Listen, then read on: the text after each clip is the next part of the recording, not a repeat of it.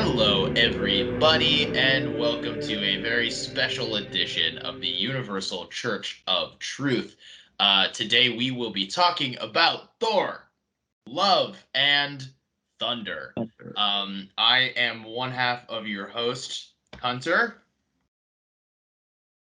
And I'm Joe. I'm the other half. I am taking a break from Star Wars to join on some Marvel talk. Heck yeah, we got Joe with us. Yeah, so there's a lot to talk about with this movie. The latest cinematic release in the Marvel Cinematic Universe.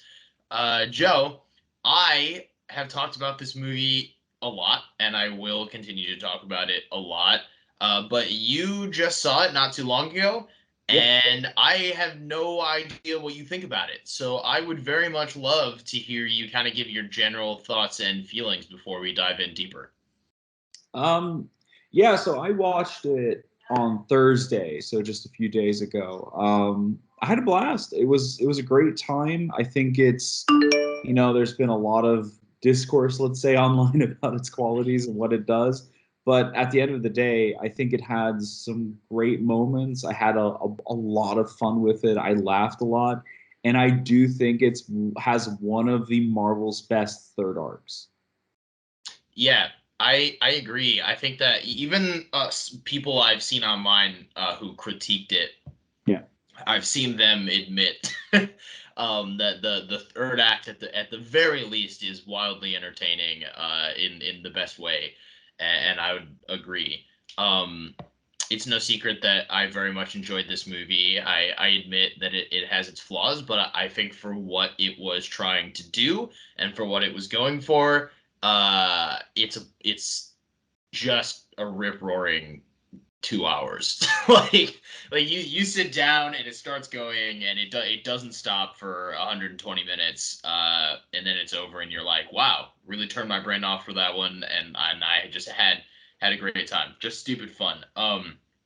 It's I am of the opinion that this is one of the more like comic booky Yeah. movies that Marvel Studios has made, or that we've seen really ever, which is a big statement, I think, to make, especially when you have some like Guardians of the Galaxy movies and yada yada yada. But this movie just it takes a lot of big swings, Yeah. and a lot of those big swings are based in the fact that it's very much like just an out there crazy, like I tweeted a while back, just an old Thor comic where Loki turns into a pigeon to hide from Yeah. Thor, and Thor figures out if he like takes a bag of poppy seed or whatever that he has in front of him and throws it, the pigeon that doesn't react properly will be Loki. And the whole thing is he's just like he throws it and all of the pigeons act like pigeons, and then one pigeon doesn't act like a pigeon, and he's like, haha,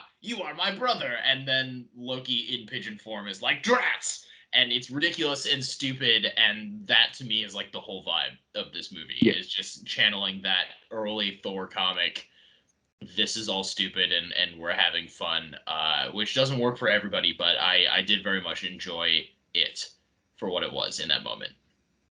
I think the interesting thing about this film, especially with its criticisms, is that there's a lot of layers to it in a way. Mm-hmm. Um, I don't think like the thing is a lot of people go, well, it's dumb fun, and the whole online discourse about how we enjoy cinema or film has been widely exaggerated in the last few years. But the thing is that there is a lot of nuance in this film if you look for it. I mean, the whole allegory that I think Waititi's going for is technically the rich versus the poor. I mean, the gods are literally bleeding gold. And there's a lot of subtext here. The thing is that Taika Waititi, Natalie Portman said that there were days he would show up and just kind of throw the script out in the world. And I do believe that his directing style at times is I'm going to film as much as possible and cut together the best bits and make my movie. And that's sometimes how I feel his directing style has always felt, even in his non-Marvel films. In Thor Ragnarok, I felt like he was the most restrained because he was inexperienced with big blockbuster movies. But Right.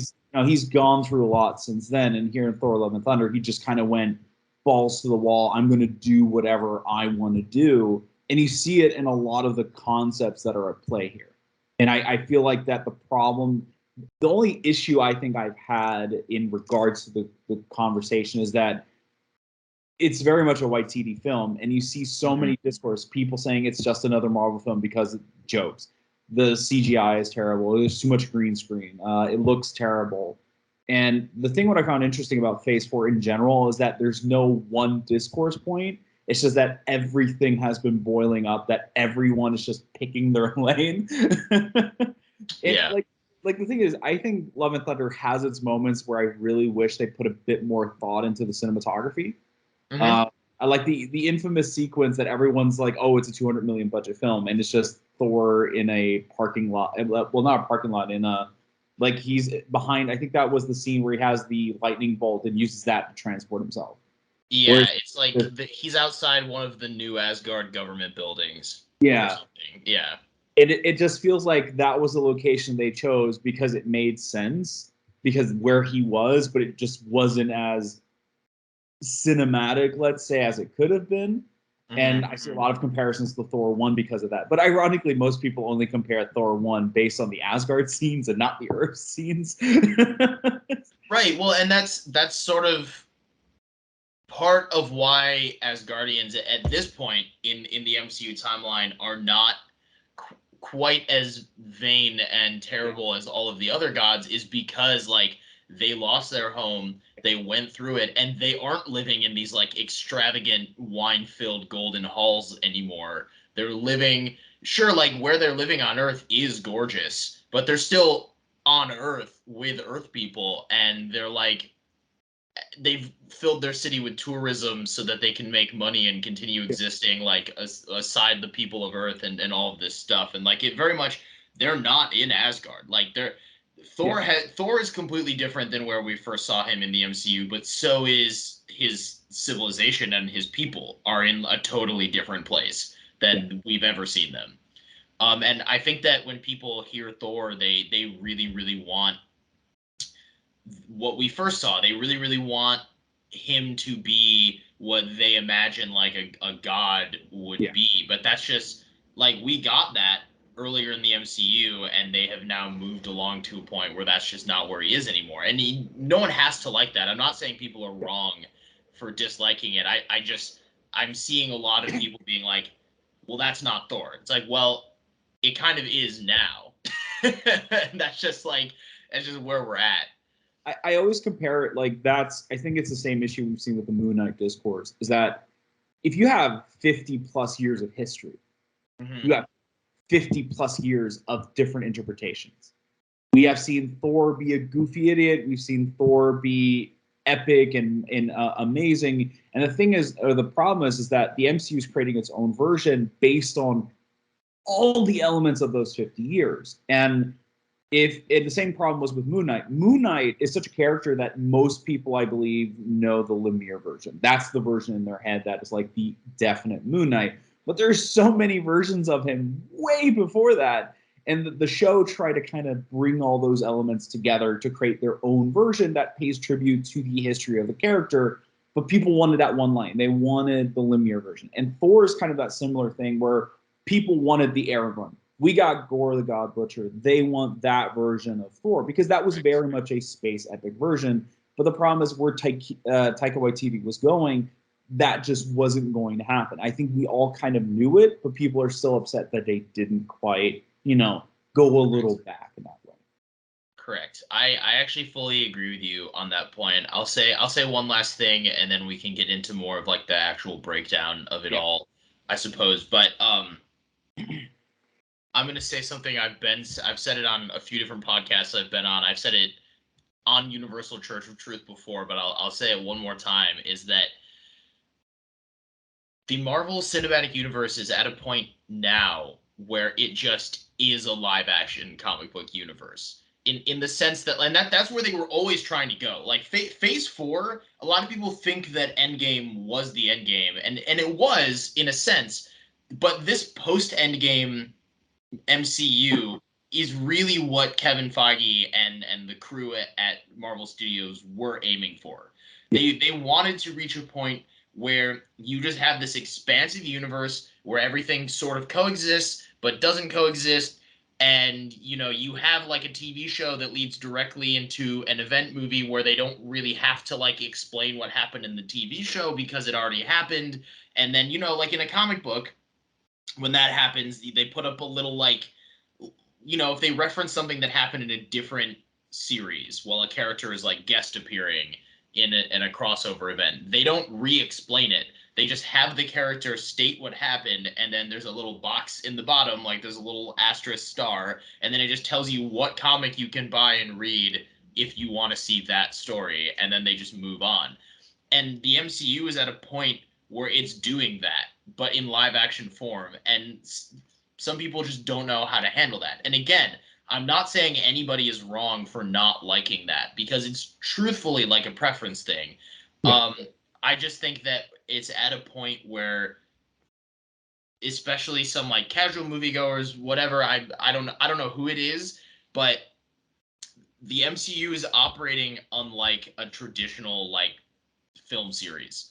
It isn't a film series per se. It's not like a linear franchise anymore. It's just a live action comic book universe where they're telling these stories. Some of them cross over, some of them don't.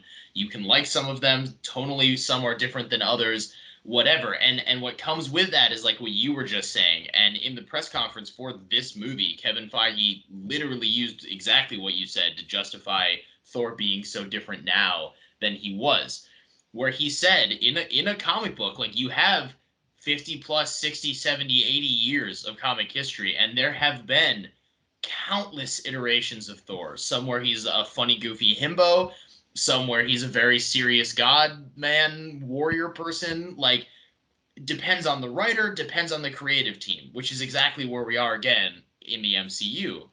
And someone basically said, like, well, how do you justify this? How do you justify the future of Thor based on where you've taken him now? And Feige's response was essentially just, there are all these different versions of Thor. They're all equally valid. And whatever story we tell with Thor is just the story we feel like telling with Thor in that moment. And that you can have a universe where goofy Thor coexists with serious Thor, and it just depends who's telling the story and how they want to tell it. And they don't really care if it fits with how he's been in the past, because they're no longer in that linear storytelling point where it's just like, well, this is the same character going through, because like it is and it isn't. And yeah, that's super confusing and not a super like comforting answer. But again, like, that's comics. That's just what it is. And I think that it feels different because it's a movie series and people are saying, oh, this is a sequel to this and yada yada. So people feel like it needs to be that linear tonal consistency, but we're just not going to get that anymore going forward. And it's going to continue to be controversial, but I think one thing I've stated on Twitter is that I think we're in a post Endgame blues, which is pretty much Far From Home was lucky enough to come out right as Endgame ended. So it had a little bit of that like extra momentum. Then all of a sudden we had the Phase 4 announcements. Everyone was excited. Boom, 2 years of nothing. Right. COVID changed a lot. It changed the industry, and I know a lot of people love the shit on the CG and everything, yada yada. We're seeing a lot of it's not bad. I really don't like saying that it's bad or looks shit. I'm just saying it's a little rough around the edges because of COVID, and we're still looking at films that were filmed during lockdown right now. These are all like Marvel is trying to catch up with the 2 years they lost. And the thing is that they're still high quality films, should be actually something you should praise, but we're in a different environment nowadays. And the thing is that at the end of the day, a lot of people want that spark they had with Endgame, but we're pretty much back in Phase 1. In Phase 1, where we didn't know Thanos was the big bad. We just knew maybe there's going to be an Avengers movie. That's where we were. And we're kind of back in that, just with more setup and more stuff happening. And I think a lot of people overestimate how much people watch the MCU. I mean, Ant-Man proved that a while ago when it just didn't pull in the same numbers as every other movie. And at the same time, in the streaming world, if someone wants to catch up, it's not that hard. They can access it at any time. And Marvel was smart about adding like those little 3 8-minute previews. What did the character go through if you really want to know? And I think the Doctor Strange and Thor: Love and Thunder had the bad aftermath of following each other for both being so director driven, Right. which is a very big departure from what was before. And we're seeing it with the cinema score. I mean, we're talking about a horror movie where a guy's brains pretty much go down his mask. They're not going to work with general audiences. Let's be honest. That's just how it is. And you have Thor: Love and Thunder, which is very much a balls to the wall comic, random at times storyline that just is going to confuse some audiences, and it has elements. I think there's a general theme of what films get a B or B plus score, and we're just in this phase where they're just trying to figure out what works, what doesn't work. We're doing what people wanted them to do for years: experiment, show more creator-driven stuff. And I think right now we're just seeing the aftermath of that plus COVID. And I think Thor: Love and Thunder, it's going to be a film you love or not, depending on if you want to go along for the ride. And I think the final moments of the most random how Thor takes down Gore kind of proves that in a way. Yeah, absolutely. No, and I think that to kind of organically segue this into like a more breakdowny vibe while still kind of keeping what we're talking about. I do think it's an interesting move, because what this movie is doing is it's adapting a pretty well-known Thor story from a comic book run that for a lot of people who were reading comics heavily in that time period is sort of like a definitive Thor run now. So it's adapting a comic from a creator who traditionally tells like more serious god level Thor stories. But while it's adapting those story beats and using those characters, it's taking tonally from like the older Thor comics from the Walt Simonson era, where it was very colorful and grand and random and like it was goofy, right? Like the pigeon and the yada yada. So neither the tone nor the plot are like a betrayal of Thor. It's just that Waititi took two different creators' visions of Thor and then tried to mash them together in one movie. And for some people that really worked, and for some people it didn't. I know that make up for how Endgame ended and Guardians of the Galaxy Volume 3 getting postponed on top of all that.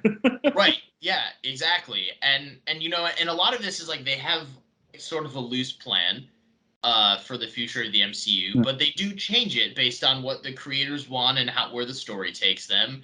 Like, for example, Endgame ends with Thor. Thor's story in Endgame ends with him, still with his like depression weight, and he's off with the Guardians of the Galaxy, and we don't know where it's going from there. Valkyrie is made king of Asgard.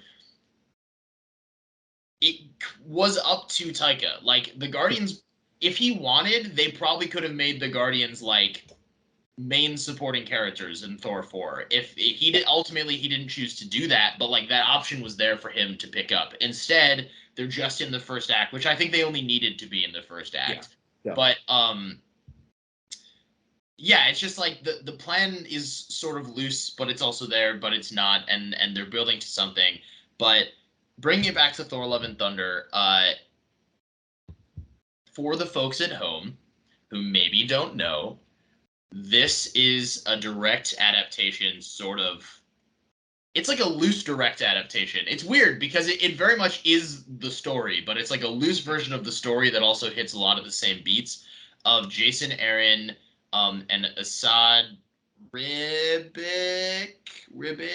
I don't know how to pronounce his name. I'm so sorry. Their Thor: God of Thunder run from like 2013, which features Thor fighting Gore the God Butcher, features the introduction of Jane as the mighty Thor, gives Jane cancer. All of that stuff that you see in the movie comes from that specific line of Thor comics, all written by the same author. Of course, those comics are not as funny and goofy. Still pretty colorful moments. Still pretty comic booky. there's space sharks which weren't in this movie. Taika tweeted a long time ago saying there were legal issues with that. I don't know how true that is. He's sort of a goofy dude. Get the space sturgeons. I know Taika said there would be space sturgeons, and there were not. There were space dolphins. Yeah, we did get something space related. But yeah, no space sharks. I will bring up before we get into it. So also for the folks at home, Mary was originally supposed. My wonderful co-host Mary was originally supposed to come on and do this, and there were some things that she wanted to talk about, but scheduling conflicts mean she is not here. However, she did send me some stuff. Well, I did ask her if there was anything she had strong opinions about that she wanted to be talked about in this church episode, so that we can still feel her spirit. And everyone, I'll tell you, her biggest point: gore is lame. That is what Mary seems to think. She says it needed 30 more minutes to make Gore better. He didn't do anything. Also, didn't give him enough personality or conviction throughout to make me really care. Jane's story also felt too short and shallow and sort of abrupt. Needed that extra time. But I dig the vibe and I had a good time overall. Gore was pretty lame and the biggest letdown for me. I fought back, and then she said, Gore was lame, Hunter. And then I said, I liked Gore. And then she said, yeah, Bao was great, but the character didn't do anything. Empty motivation. His last decision could have hit harder if they gave him some monologues, but like really all it took was someone reminding you could just bring your daughter back. That's it. So those are Mary's thoughts on Thor Love and Thunder. She is with us in spirit. We're going to get to all of that for sure. But let's sort of start breaking down this movie. So it begins with Thor, with the Guardians. He has worked out. He has lost his depression weight, but my guy is still pretty depressed. I will say I really like the way that I was worried when I found out that they were gonna very quickly do away with his like look from Endgame, that it meant they were gonna sort of just be like, well, he killed Thanos and now his depression is cured. And I was afraid of that. But I very much like that this movie instead was like, no, like he physically tried to make himself better, but like even that didn't work. That they doubled down on the idea that physical accomplishments and that going on these grand adventures, it's not always going to be the thing that like the magic mental health cure all that people think it's going to be. And I do like that was Thor's arc sort of throughout this movie, was figuring out what it was that truly made him happy, and figuring out sort of like what was missing from his life. And that it wasn't just like, well, he got hot again and he killed Thanos and like now he's having a blast. And I do very much like that was sort of incorporated throughout the movie. And we get that explanation from Korg. We see him on an alien planet trying to meditate, trying to find himself, and there's a really really dope action scene where Thor sort of like takes out an alien army on his own. To the best of my knowledge, and believe me, I did look. I don't think they never name the aliens that he's with in the beginning, and they don't appear to be like a specific race of alien from the comics. I think they're a reference to the race he sees in when the Gore storyline starts, where he finds the gods hanging and he brings them rain. I think those, because they were also, I mean, Marvel aliens generally are people in different colors. Yeah. Yeah. So I'm guessing because they're also blue. That's fair. Like there were people who thought that it might be like Yondu's species based on when they popped up in the trailers, and that doesn't appear to be true. Yeah. Although I do absolutely love the antagonistic aliens on that planet that are just little like bird furball things. Yeah. Those guys were awesome. Shots with them. Yeah, I want more. I want more of them. Before all this though, I do want to say the opening scene with Gore, which I forgot to mention. Um, Actually, let's just talk about Gore because Mary had brought up some points. I know our very own Charles V also had a lot of issues with that. Um, I will say I very much liked what I saw of him when he was on screen. Yeah. I mean, Christian Bale, undeniably a fantastic, talented actor. Whenever he's around, I feel like he's just grabs the attention of everybody. There's a lot of like tonal shift there. The opening sequence I thought was pretty good in replicating Gore's origin without it being exactly the same. We see his daughter dies, R.I.P. In the comics, he has a son, not a daughter, and we also are shown him losing his partner, romantic partner, and one of his parents. Yeah. So it's even more lost for him in the comics. And then he comes across a golden god and a god clad in all black, fighting. And at the end of their battle, he kind of helps finish the golden god with the necro sword that the all black god was wielding. He steals that and he kills the golden god and he becomes Gore the God Butcher. Here, he stumbles across a golden god having already killed an all black creature thing and then has the whole interaction. So it is sort of similar. In this rant I'm going off on, I will also bring up the fact that the Necrosword, which in the movie is just called the Necrosword, in the comics is called All Black the Necrosword, and the black clad figure that he sees is actually Null, who they cannot legally talk about in Thor: Love and Thunder because Null is sort of like the god, the originator of the symbiotes. Yeah. From like Spider-Man's corner of things, the Clintar, as they're called. That's their scientific name in the comics. And the Necro Sword is sort of like a symbiote sword, which is why it has special abilities and can kill gods. And in the movie, you see he can like conjure up vines and shadow creatures, and it's implied in the comics that's all more like symbiote, but they couldn't do that here because Sony. And it's ironic that they use the original design for the Necrosword in Ragnarok. So the sword also looks completely different. Yes. Yes, because they did use elements of Gore and the Necrosword with Hela. So they then had to like backtrack and change it up a bit for Gore. But yeah, so all of that is like fair again, using a lot of beats from the Aaron run, pretty much dead on in terms of like a loose adaptation, which I thought was cool. Joe, give me your thoughts on Gore in reference to what Mary said about him. So I know I understand where Mary comes from and Charles V as well. I think the problem with Gore in this film is that he doesn't really do much. Yeah. Because he kills the one god in the beginning. And that's it. And that's pretty much it.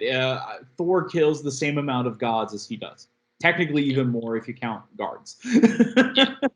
And that's kind of the thing where I understand that, if you're going to introduce Gore, why not make use of him?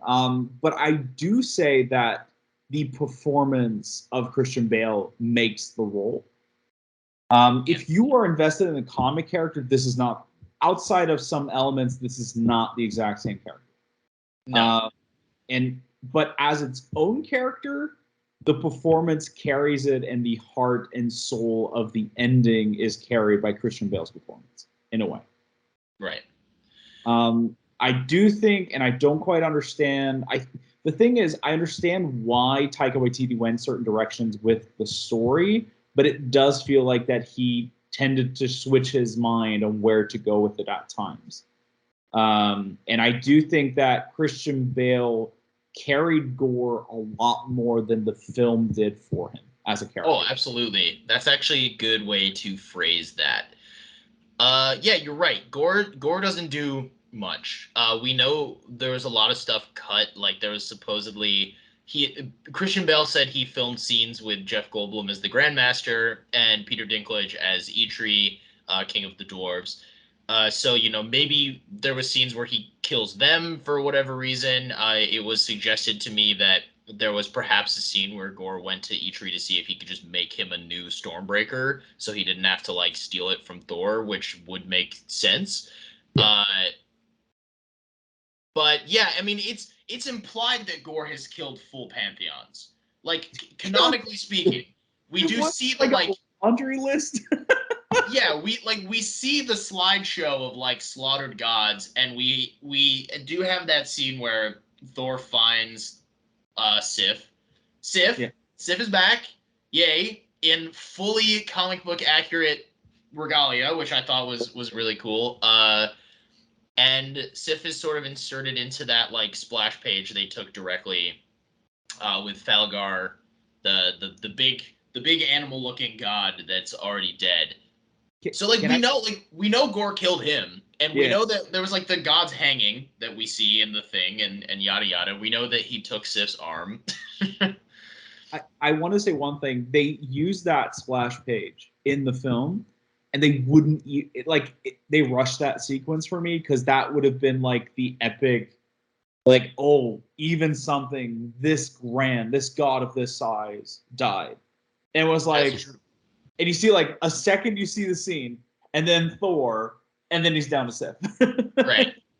Just yeah, it's a quick movie, and the fact that Natalie Portman has gone on record saying they cut like entire planets and sequences, I can't help but feel like they did have in the script, and they did film at least some sort of like montage or extra scenes of Gore going to planets and like slaughtering gods, or at the very least like Thor going to planets and finding slaughtered gods, and maybe more with that scene with Falgar and stuff like that, and that they cut all of it to like keep the pace going, because it is a fast movie. It wants to get to the next thing really quick every single time, and it really only ever slows down for Gore monologues and Jane cancer scenes.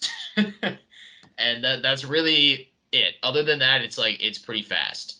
It does feel like that these two storylines that never intertwined in the original comic line. So it was Gore, and then we have the Jane Foster scenes.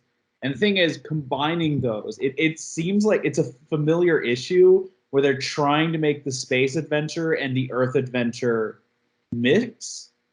So they needed a way for him to go back to Earth, meet them, so that catches up, and then they go back on that storyline. And it feels like instead of going from planet to planet and introducing new characters and going through that, they were like, oh, let's just introduce the Omnipotent City, I think it's called, where everyone's there. And the Omnipotent City.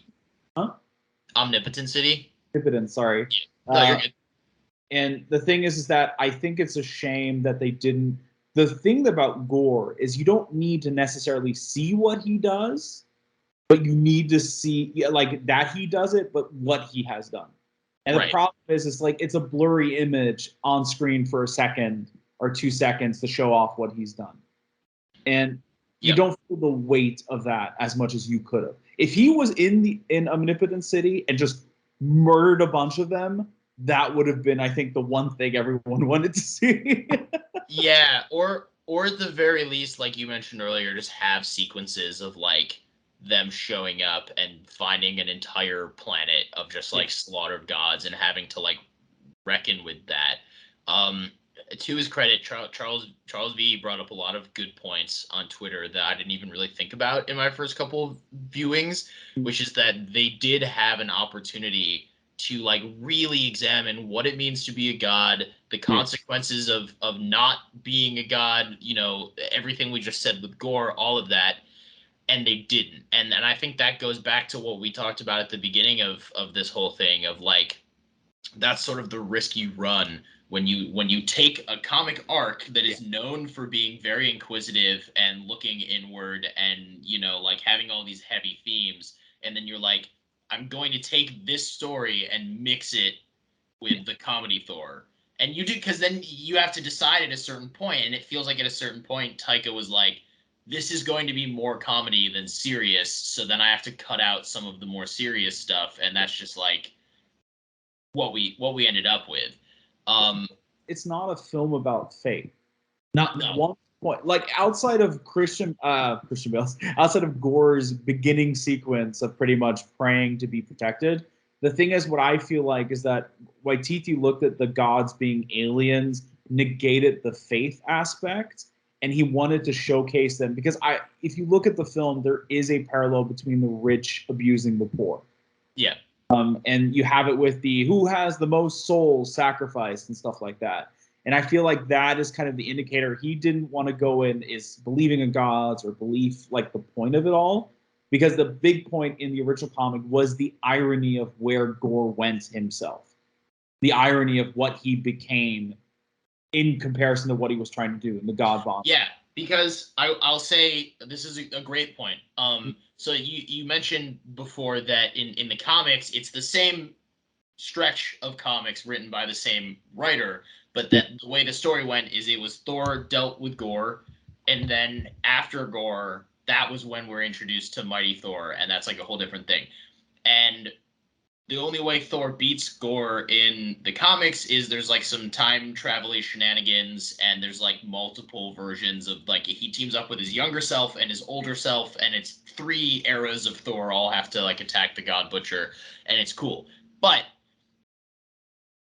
so we're gonna go back to more comparisons. There's a lot going on in my brain right now. In the third act of this movie, which we can all agree is great, they do sort of replicate the 3 Thors versus Gore thing by they have normal Thor, mighty Thor, and then they have the small army of children Thors, and that's like the 3 Thor forces fighting off like Gore and his army. In the movie, Gore, for truthfully unexplained reasons, kidnaps a bunch of children, and he like holds them hostage. In the comics, that's not what Gore does, and he's not looking for eternity to make a magic wish to eliminate all of the gods. What he does is he figures out a way to make this big contraption that he calls the God Bomb, very clever name, which when it goes off will kill all of the gods in the universe. And in order to make that bomb with the manpower he needs, he takes armies of gods, he kidnaps gods, and then he enslaves them, and he like rules them with an iron fist, and he treats them terribly, and he treats them the exact same way that he was upset that they treated him. And it's not until he does get to see his deceased kid again, because the Necrosword makes like a weird like forms itself into his child. Yeah. But the Necrosword version of his child then scolds him for what he's become and like says he's a monster, and it's this whole thing. Whereas in the movie, the kid comes back to life, and like it's sweeter than that. But yeah, like you said, the comic deals a lot with the themes of that, whereas the movie sort of doesn't. There is a theme of faith more in believing in something. Like I think they're trying to set that up, but it's not the focus. It's more of a kind of believe in yourself or let yourself go with something, because the hammer is summoning Jane in this version.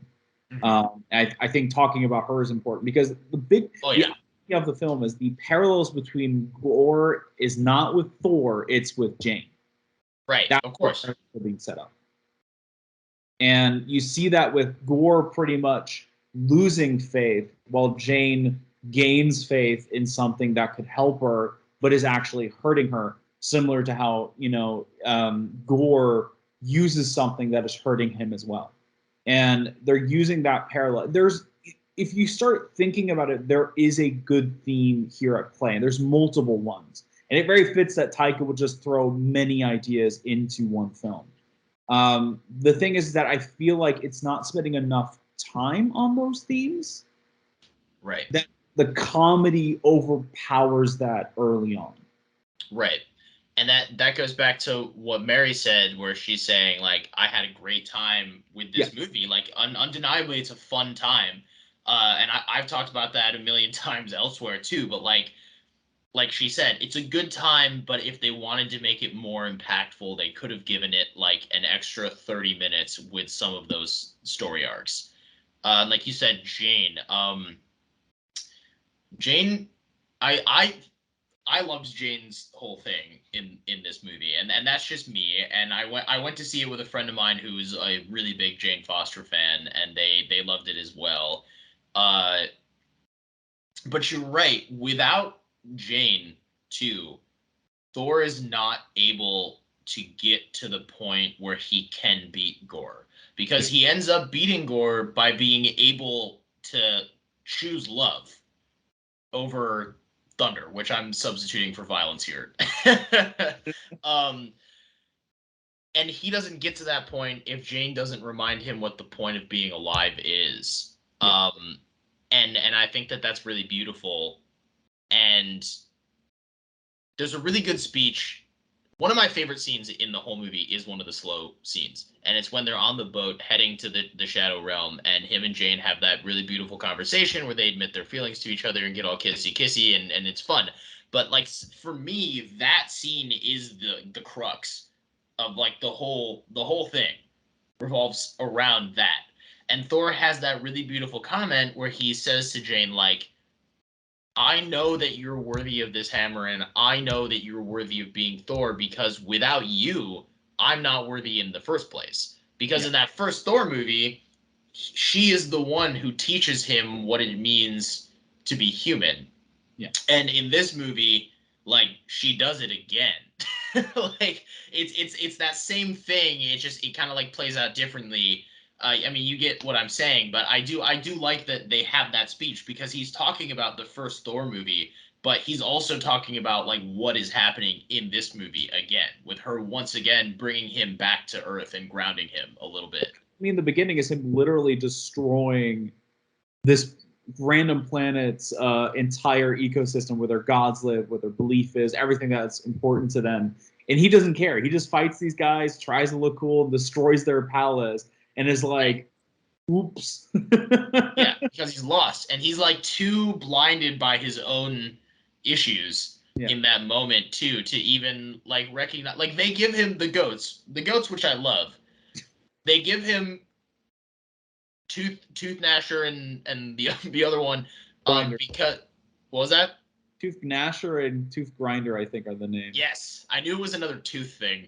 Uh, Tooth Gnasher and Tooth Grinder, who in the comics are just like Asgardian goats that are just his that he's had, and in here they come from this alien planet as a gift, which I thought was funny. And they're literally giving him those goats because they're mad at him, but they like want to disguise it as like, oh, we're so thankful, and he doesn't even like, whoop, which goes No clue. fully like, and again the movie never takes the time to like really get into this, but that is Thor being the exact kind of like pretentious swear word that Gore is trying to say that gods are, and he's falling back into it so quickly because he is a god and he has these abilities, but it's Jane, you know? Like she's the one who stops that again and brings him back to Earth. So I do like that. I think that's really beautiful. I have to say though that I was a little taken out of the film with the farewell sequence between Star Lord and Thor. It's the moment where he's like talking about the people he loves, and he's staring at his crew, and you just see like Thor like smooth in, hilarious. The sequence itself though felt very much like Taika's I think theatrical background because they were so over the top in their delivery on purpose to pay tribute to like these 80s cheese fests, but at the same time it's just such a weird sequence of just Star Lord trying to be super serious and Thor also pretending everything belongs to him. Right. I will say I totally see your point. Separate from that point, but on topic, is that in the like 3 bits of dialogue she has in this entire movie, Karen Gillan continues to like just kill it as Nebula. I died when So he's good. taking care of my crew and she just curses him out, except her. In like 3 seconds. And when they bring the goats on the ship and Yeah. she's just like, I'm gonna kill him, and just like takes the gun. I'm just like, yes. It made me so pumped for Guardians 3. But yeah, I also want to say too the action in this movie is really good. I mean, like themes and everything we've just been talking about aside, like some of my favorite action in the entire MCU. The fact that Jane can control that like Mjolnir in pieces as well as So, together led to some visually really cool moments, especially in the end when she like catches the Necro Sword inside of Yeah. Mjolnir. I was like, that's, whew, I got chills every single time. um, yeah, that's, oh god, there's so much to talk about. Valkyrie is really great in this too. Yeah, she's having a blast. I do feel she doesn't have as much agency as the others No, because she doesn't really have a story. It's more of her. She's bored. Let's kick some ass. yeah, Valkyrie is very much there in this movie to like ferry along like she is there to be the person who has the dialogue when Thor and Jane are getting awkward or like someone needs to Yeah. kick someone in the pants, and she's there to be like, no, this is the plot, it must continue, and it's like, ah, right. So like, It's pretty much. I mean, it's a rom com at its heart. Like that's oh, I it think is. the And base. Taika has been upfront about that. Like he the whole press tour, he was like, "No, I wrote a rom-com." Because Yeah. he said he felt like Ragnarok was so good and did so much of what he wanted to do with the character, and he was like, the only thing I didn't really get to do with Thor in that movie was the romance. So he wanted to do like a Thor rom-com movie, and then for whatever reason they just decided to like do the whole gore thing as like the background. Which is a bit of a shame, but at the same time, like they do fill the arcs. I mean, Valkyrie is pretty much the best friend who's grounded, who's kind of keeping everything going. Korg is the best friend who's just kooky, that always Yeah. weird extra friend. So they're playing on those cliches. I think it works well. I know I've seen some people say they didn't like the flashback sequence, like the Yeah, I montage. thought it was fine, especially because I think it's not all of it is as corny, I think, as Yeah, people like visually speaking, and it fills in the gap of like, that Age of Ultron period when Thor would mention Jane's name, but we didn't actually see them together, and we know there was like years there. yeah, Uh and also that sequence is being told by Korg. yeah. So it's like, yeah, Korg sees it as like a cheesy rom com, and we're seeing it through Korg's eyes, which I think is fine. Like, I didn't have an issue with that at all. It's fitting because it also is Taika Waititi playing Korg. So Yeah, literally, I yeah, think yeah. the best part about that is that it really easily explains why Jane gets the hammer. Oh yeah, It's such a simple, and it sets up the ending as well. It highlights just how Thor also has come along, and I do wish they sometimes would point out that he has the Odin Force in him since his father passed away. That's kind of never talked about. yeah. Like that's That's one fair. thing I miss about Thor is the actual mythology built around Thor that's just not touched on. But Which, when we talk about the after credit scenes, we'll talk about how I have a feeling that's going to come into play in yeah, Thor 5. But yeah, anyway, but it's definitely, and it the thing is what I do like about that, it's kind of realistic. It just happens that when you get to a point, you get scared, and it supports their character of just being these people that are really good for each other, but they just weren't ready yet for it. yeah, In the way when they were, it was just too late for. yeah. It's tragic. No. Um, yeah. So let's talk about some of the gods and what's funny is that like this movie, for as much as in this movie there's really not a ton of like Easter eggs per se. I was expecting the sequence in Omnipotent City to have just like be jam packed with all of these comic book gods and faces and stuff that there would be like a million Easter egg articles about and whatnot, and it just like wasn't. There was like there was a few, don't get me wrong, but a lot of the ones we're shown are like made up for the movie, which is fine. I just that it surprises me. What I just didn't understand is why they didn't give other gods more agency. I mean, Yeah. this perfect opportunity, like with rumors for Black Panther, have in the background Bast fighting the Jaguar god of the Aztecs, whose name I can't pronounce Although correctly. I will say I appreciated that because you see Boss sitting in front Yeah, of them there, and the Aztec looking god is, I mean, correct me if I'm wrong, but he's there and he's sitting next to Boss, which I thought that was like a fun little. I enjoyed that. I mean, to be clear, everything we're saying right now is based on like rumor and leaks, and I mean, like we've seen some what appears to be official merch, and we saw some concept art and stuff that makes it look like that culture is going to come into play in Wakanda Forever. But yeah, like they're sitting next to each other, which like should that be true, I thought that was like a fun touch that they had them like coupled up. Name. Thor names that god as well. Yeah, he does. Along with Ra, who is from the pantheon of gods we see in Moon Knight, although we don't see Ra. He was there. That's why he didn't show up. Yeah. Yeah, he was in Omnipotent City when everything was happening in Egypt. He name drops Hercules, who shows up in the mid-credit scenes. I mean, there's like they like bow the like is a reference to the Disney short, I assume, and then Korg references like a Cronin god who doesn't exist in the comics, the Ninny of the Nani. I don't know. I couldn't tell you why that's the name that stuck. I think it's a Kiwi reference, probably. Yeah, something like that, and so there is a god from Kiwi mythology, from New Zealand mythology. He does name drop that. Yeah, really the only non-Norse god who's given agency in the movie is Zeus. Yeah. He's the only one who has a plot at all. Yeah. And to be fair, I liked Zeus. I think that he was funny, but he was funny in a way that worked for me because he was funny in a way that was proving Gore's point, which I liked.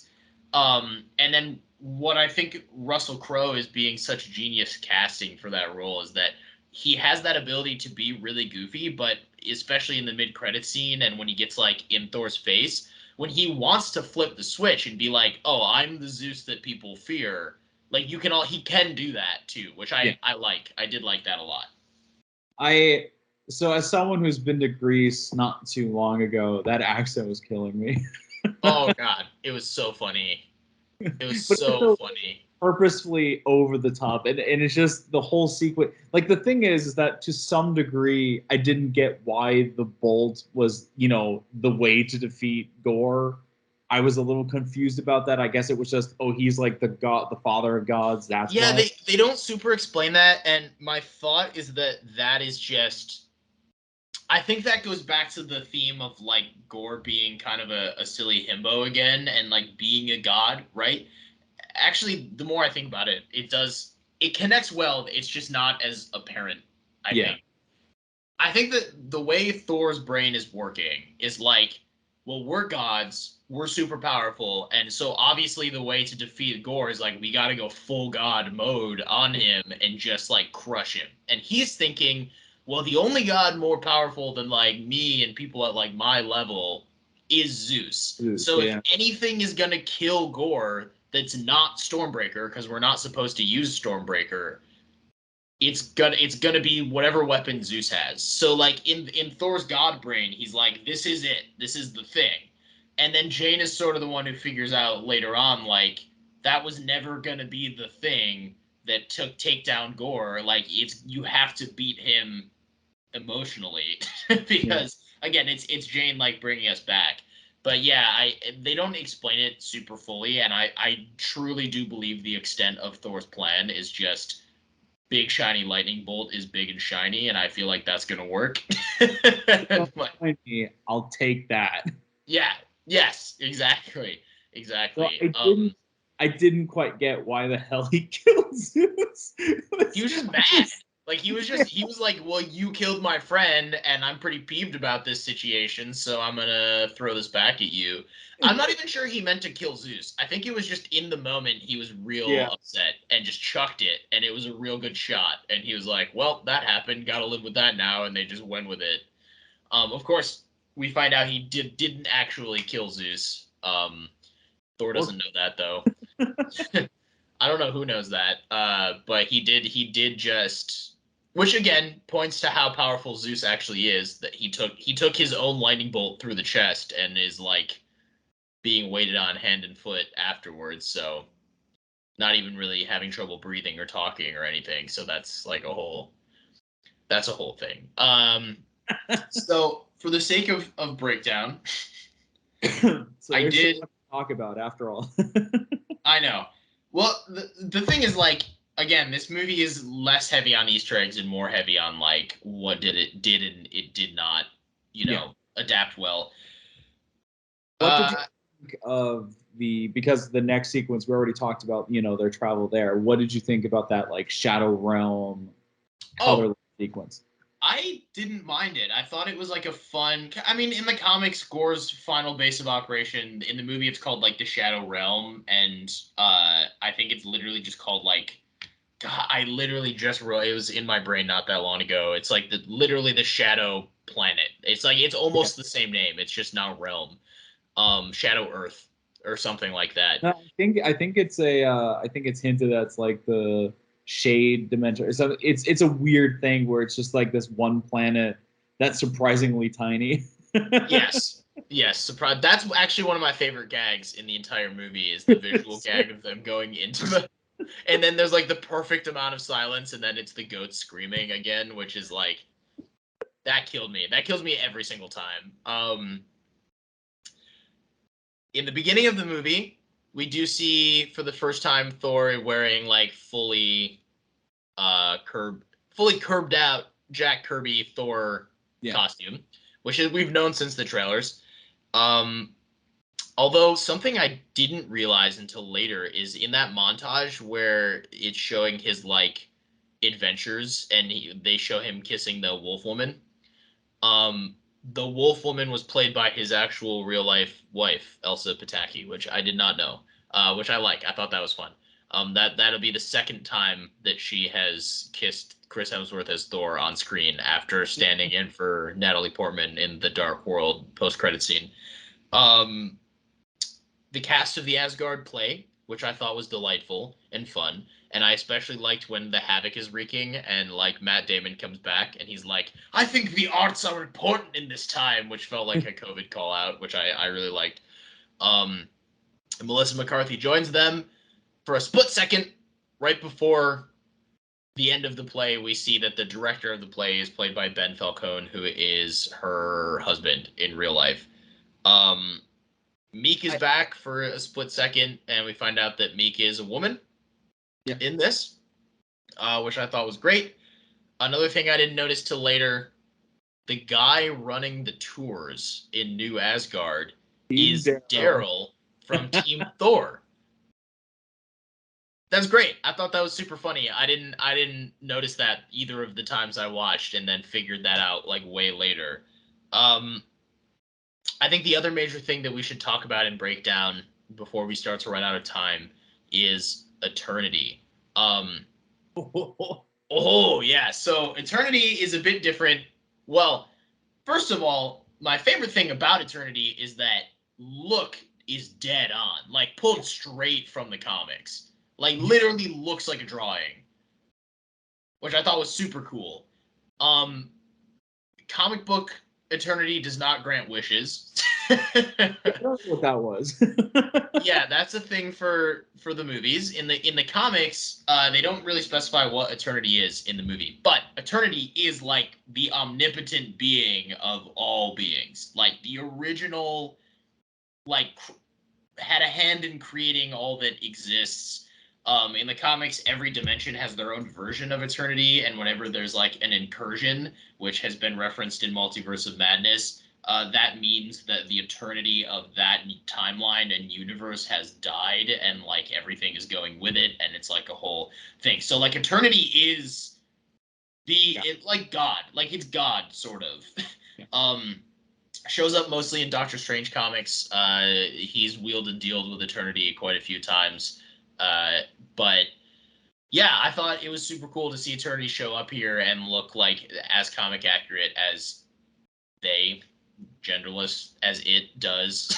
I will say what I love is the area Eternity's in is like this endless ocean. And as a Kingdom Hearts fan, and the third part, that's like the opening of that game. And I was I like, Kingdom Hearts? What's going on? That's funny. funny. I played those games a long time ago. I barely remember them. I will say though that the space in which eternity exists looks an awful lot and functions an awful lot like the Soul Stone. It's just instead of True. being like an orange hue, it's just like normal sky and water. But I thought that was kind of like a fun connecting the space dots, the cosmic force dots. I thought that was really fun. But yeah, so all of that is really cool. And in the room that like the entryway to Eternity's whole thing is in, there's a bunch of big stone statues, which presumably are supposed to represent other sort of like semi omnipotent beings that exist like coexist with Eternity. All of them are recognizable. Two of them, well, three of them. Was that? Well, I think the big focus is Infinity, Death are definitely there. Yes. Yeah. Death is definitely there. Who in the comics is Thanos' muse and is the literal personification of death, but has never shown up in person. Taika, between this and Ragnarok, he loves his statue cameos. Living Tribunal is there for like a hot second. Watcher. The Watcher is there for like a split second. You can see like a Watcher looking statue. Don't know if it's Uatu or whatever, but looks to be like that. And then the one that gets the most screen time is a Celestial statue that resembles Erisham, who is sort of like the big bad of Eternals slash like the one who said he was going to be keeping an eye on Earth and coming back. So that was pretty fun. Um, Not the first time we see Celestials either. They're earlier in the movie. There are some in Omnipotent City. There's some dragons too, which I thought was cool from Shang-Chi. I thought that was neat.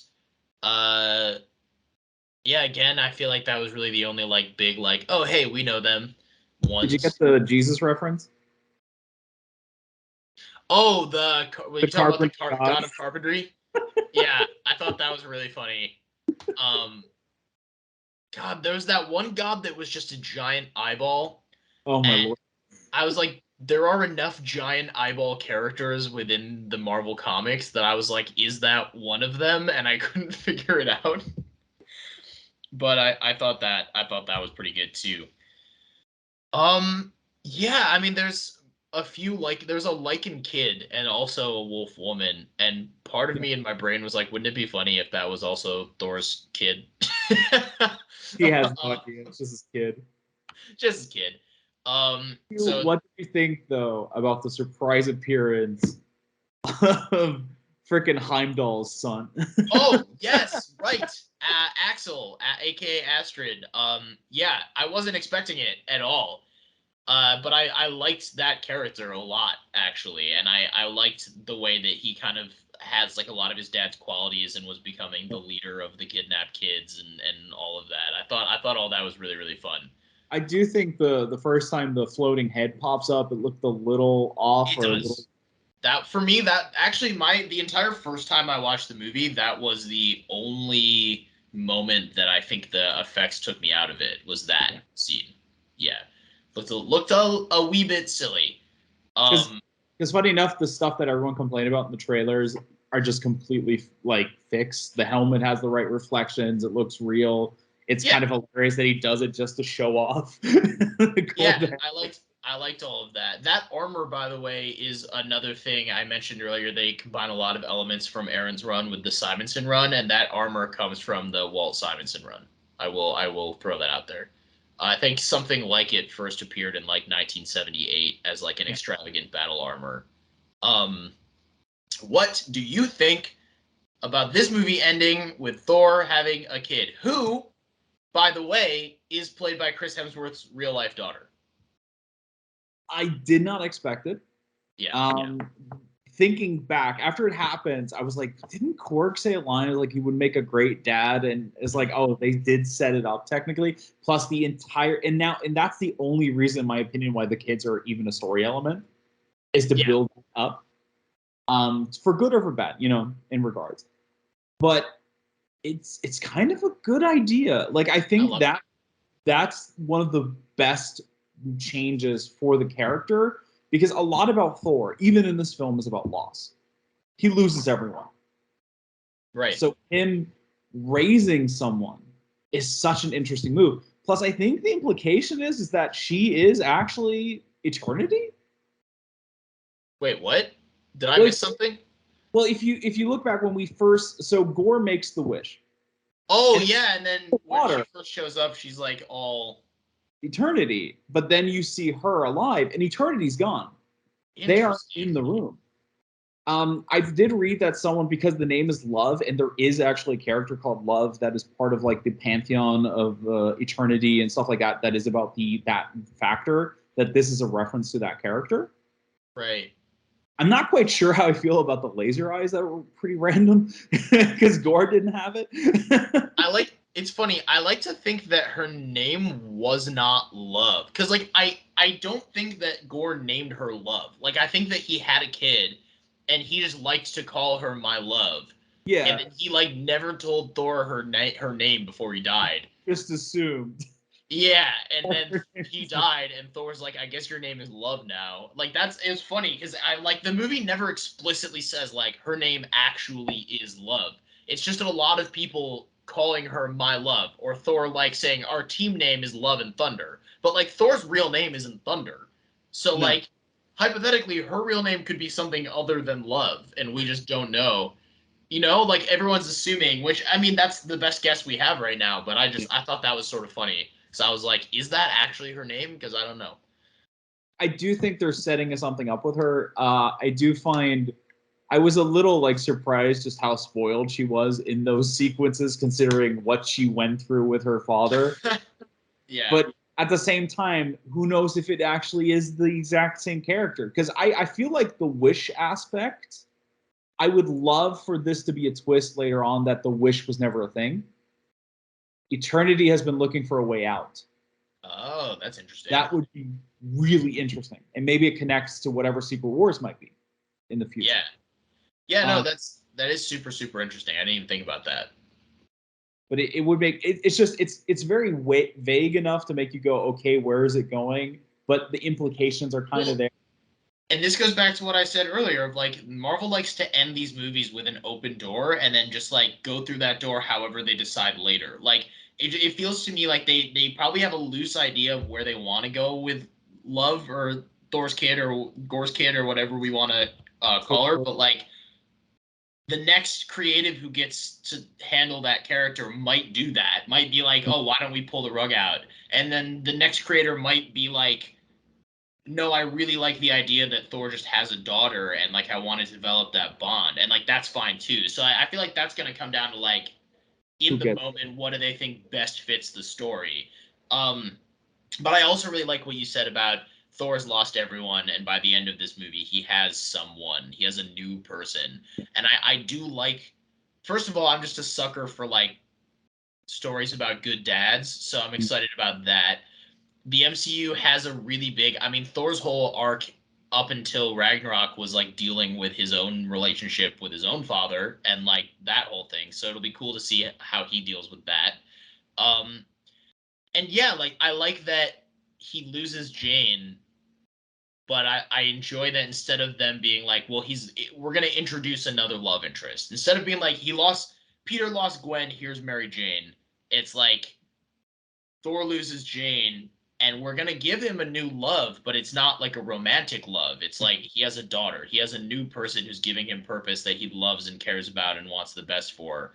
And I do think that's good. I mean, Thor has been portrayed as a father on like a few different occasions in the comics, typically in alternate Earths. Um, but I mean, it's been thought of and done before. Usually, he's shown to be a pretty bad dad. I've discovered through some research, but this could be different. This feels like a different kind of dad Thor. I mean, this isn't, real mythology where he literally beats up his kids to make them stronger. Yeah, we're gonna ignore that. I something I just would like to add is that what I find interesting about the edition is that, I've seen people say, well, Gore remembering he had a daughter at the end is a little out of nowhere or just kind of convenient. I do wish that we had scenes with Gore seeing his daughter, like her haunting him or something that would have, I think, added to that element. Yeah. Or someone like the part of his conscience that's trying to drag him out of the curse of the blade. But the performance that Christian Bale gives with Infinity, I think, just builds that up perfectly. And the irony of Gore the God Butcher begging the God of Gods to make his wish come true is such a nice irony there. That's kind of pulls it together for me, personally, from a theme standpoint. I agree with you. And I'll also say that I've seen a lot of people say, like, oh, so he just like forgot. Why didn't he think about it? The movie does address that. Yeah. To be clear. Like, he does say, like, I'm about to die. So even if I brought her back, I'd be bringing her back to just exist alone in a galaxy I don't believe would care for her. So like that makes sense. I never questioned him because I did think about that for a split second, and then he has that line saying like I'm gonna die, she'd be alone, and then you take into consideration that he thinks all gods are stupid and everyone's gonna die anyways. So it's like I see why he thinks it's more righteous to kill all gods than it is to bring his daughter back, like in that moment. So that I never questioned, but I did like everything that you just said, and I think it's going to be really interesting. Yeah, this is going to be just like an extra long episode because there's a lot to talk about. But before we dive in, before we dive into the post-credit scenes, which I think that we can kind of blast through really fast. Yeah. What are your thoughts on Jane dying? Because in the comics, she doesn't die. But in this movie, they did make the decision that her arc would end with her sacrificing herself. I think if you're telling a story about cancer, her surviving or being cured would have been a disservice to the actual aspect of what that is. I like that answer. I do wish we had the scene of Thor cursing out his own hammer because that was iconic in the comic. But the way they handle it, I think, and I understand a lot of people's points where they say, it's a bit rushed considering how important living with cancer and what that means is.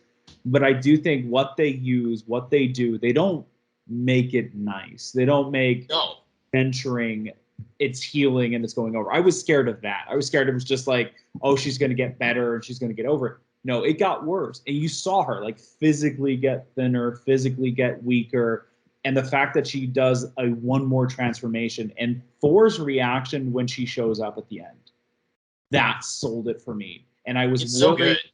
It was amazing. Like that's where you saw Hemsworth go out of the comedic Thor into the serious Thor, where he was like, no, why did you do this? Well, and it's nice because I'm sorry, I don't mean to interrupt you but like what his face says to me in that moment is, and his face says it all. He doesn't have to speak. He says like, I am mortified to see that you've made this decision, but I also respect that it's your decision. Yeah. And that I did like. I like that it wasn't him like mad at her for doing it. He was just like, okay, you've made your decision and like it's your decision to make and it makes me sad, but we're gonna go with it. And then they just start fighting together, which I liked. He didn't talk her down. There was no like, why did you do this? Why? Which would have been the cliche in that regard. He was just like you saw his heart break knowing what this means.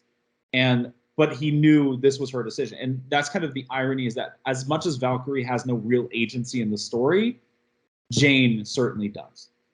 And it's, the way she handles it, the way her character's portrayed as kind of trying to laugh off. And she's awkward as she always was. I think that was like one of the charming aspects of her character. Well, because she's a nerd. Like she's a science geek. Like she's not a sociable person.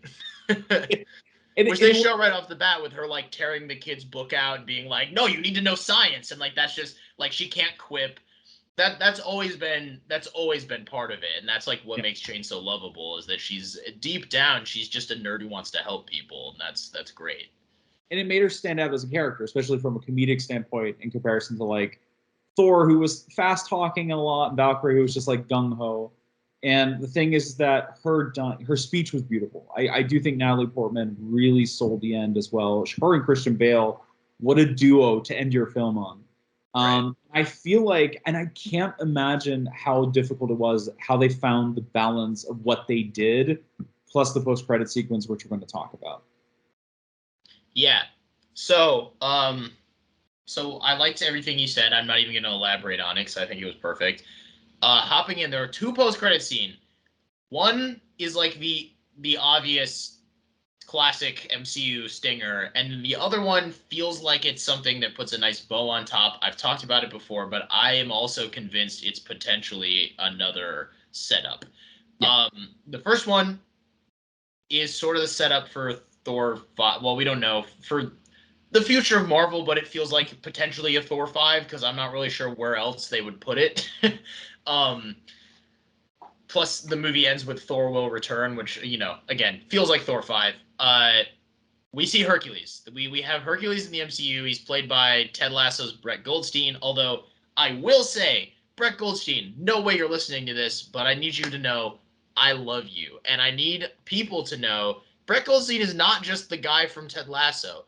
Also, he's not just an actor on Ted Lasso. He writes for Ted Lasso. He co-created Ted Lasso. He's also a writer and stars in a really great indie comedy superhero film called Super Bob, which I think is on Amazon Prime right now, that I love and I highly recommend. He's super great. He's also lovable, and he's a cinephile, and he has a podcast that I love called Films to be Buried With, where he just has people on and they talk about their favorite movies for like an hour. It's amazing. Sweet dude, super pumped to see him in the MCU, and he has the accurate chest hair. Now, It was the first thing I noticed too. It's like, yep, he's got the chest hair.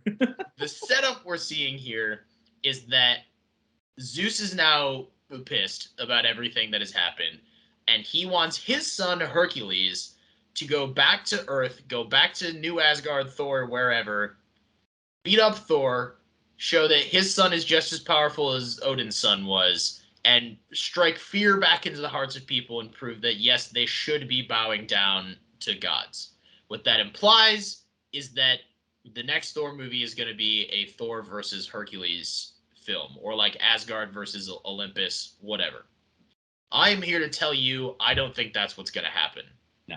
Why? Because in the comics, Thor and Hercules don't really fight that much. In fact, they're kind of best bros. Like, they meet each other, and there's like, there's been some like Hercules was mind controlled by Enchantress and had to fight Thor type arcs, but whenever they're both in their right mind, they're always just like, wow, we have a lot in common. Let's hang out. Like, it's very much like a like Step Bros movie type thing, right? Like, that's the vibe.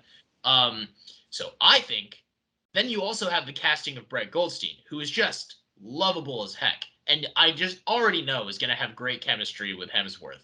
So what I think happens is I think that Zeus sends Hercules to go fight Thor. We get like a really quick duel at the beginning of the movie, and then almost immediately they become best bros, and it's going to be like a Goldstein Hemsworth buddy cop type movie. And then there's going to be a different threat that they have to team up to fight against. Whether that be Ares, whether that be Pluto, those are two comic characters they've teamed up against a few times. There's the whole Chaos War comic book from the 2010s with the God Squad, and they team up in that to fight against the god of like a Japanese god of nightmares and stuff, and that's super fun. So I think it's going to be more like that. Yes. I will say I would love for Thor 5 to be what John Wick 3 was. That would be cool. Like a bunch of gods going after Thor for what he did in Omnipotent City. Because he did say, we just pissed off all the gods. And yeah. I think like Hercules ending up being on his side, because Hercules is half human. Like that's the thing about Hercules in the mythology. Yeah. And playing on that fact that he maybe also rediscovers his own origin. Maybe this is a version that has no idea where he comes from and learns that through Thor, because they're very similar in some regards. And just them having to fight off a bunch of gods after him, and he's just along for the ride, I think would make for an incredible story as they then confront Zeus as like the big main bad. Yeah. That I think would be interesting. And I will say this, and I know some might disagree, I think Taika Waititi should pass on the torch with a new Thor film. I agree. I mean, if he came back, for me, I don't think it'd be the end of the world, but I also don't like, I would be down for him to have a new director come in and sort of like take the reins and find a balance between the like comedy himbo that we've loved and then like that OG God Thor, and like maybe find an in between. That would be cool. Okay, so second post credits.